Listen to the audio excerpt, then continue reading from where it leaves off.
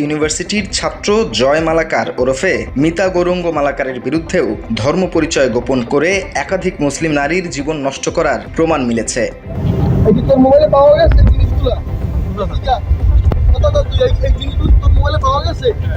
ভুক্তভোগী নারী লোকমান হোসেনের ডিফেন্স অ্যাকশন টিমের শরণাপন্ন হলে তার ডিভাইসে সহস্রাধিক আপত্তিকর ছবি ও ভিডিও পায়।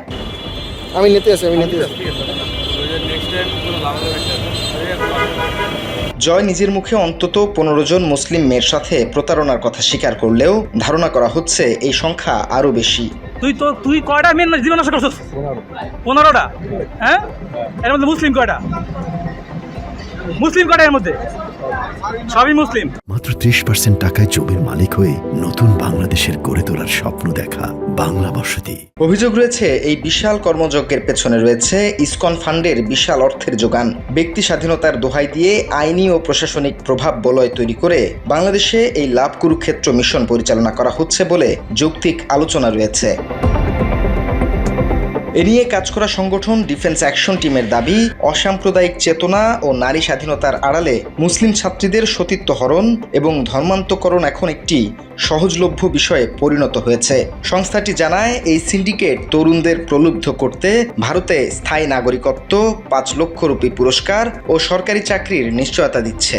অসাম্প্রদায়িক চেতনা প্লাস প্রগতিশীলতা, এরপরে নারী স্বাধীনতাবাদ, এগুলোর নাম দিয়ে আমাদের মুসলিম নারীদের সতীত্ব হরণ প্লাস তাদেরকে ফাঁদে ফেলে ধর্মান্তর এখন খুবই একটা ইজিলি নিরাপদ একটা বিষয় পরিণত হয়েছে। তো এই যে মেয়েদেরকে ধর্মান্তরিত করা হয়, এর পিছনে কয়েকটা কারণ আছে। আমরা কারণগুলো শনাক্ত করেছি এবং এইগুলোর মাধ্যমেই হিন্দু তরুণদের প্রবুদ্ধ করা হচ্ছে। তো এর মধ্যে কয়েকটা উল্লেখযোগ্য কারণ হচ্ছে এরকম, যেমন ভারতে তাদেরকে নিশ্চিত নিরাপত্তা, নাগরিকত্ব এগুলো দেওয়া হয়, প্লাস তাদেরকে আর্থিক পুরস্কার ৫ লক্ষ থেকে প্লাস আরো বেশি পুরস্কার দেওয়া হয়। এমনকি ধর্মীয় উগ্রবাদ ছড়িয়ে তাদের বোঝানো হচ্ছে মুসলিম নারীদের ধর্মান্তর করতে পারাই ধর্মযুদ্ধে বিজয়। এই হিন্দু তরুণদের বোঝানো হচ্ছে যে তারা যদি মুসলিম নারীদেরকে প্রেমের ফাঁদে ফেলে ধর্মান্তর করতে পারে এবং এই ধর্মান্তর করার মাধ্যমে অখণ্ড ভারত প্রতিষ্ঠা করতে পারে, তাহলে তারা এক মহা ধর্মযুদ্ধে বিজয় লাভ করবে। অসংখ্য অল্প বয়সী মুসলিম নারীর সতীত্ব রক্ষায় এই সিন্ডিকেটের মুখোশ উন্মোচন এখন সময়ের দাবি। অবিলম্বে দোষীদের দৃষ্টান্তমূলক শাস্তি দাবি সাধারণ মানুষের।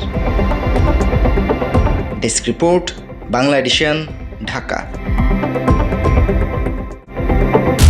বন্ধুরা, নাটের গৃহ হলো ইসকনের উদ্দেশ্য হলো অখণ্ড ভারত প্রতিষ্ঠা করবে এবং এই অখণ্ড ভারতে শুধু হিন্দুরাই থাকবে। আর এজন্যই তাদের লাভ কুরুক্ষেত্রীয় ছেলেদেরকে লেলিয়ে দিচ্ছে মুসলমান মেয়েদেরকে ধর্মান্তরিত করার জন্য।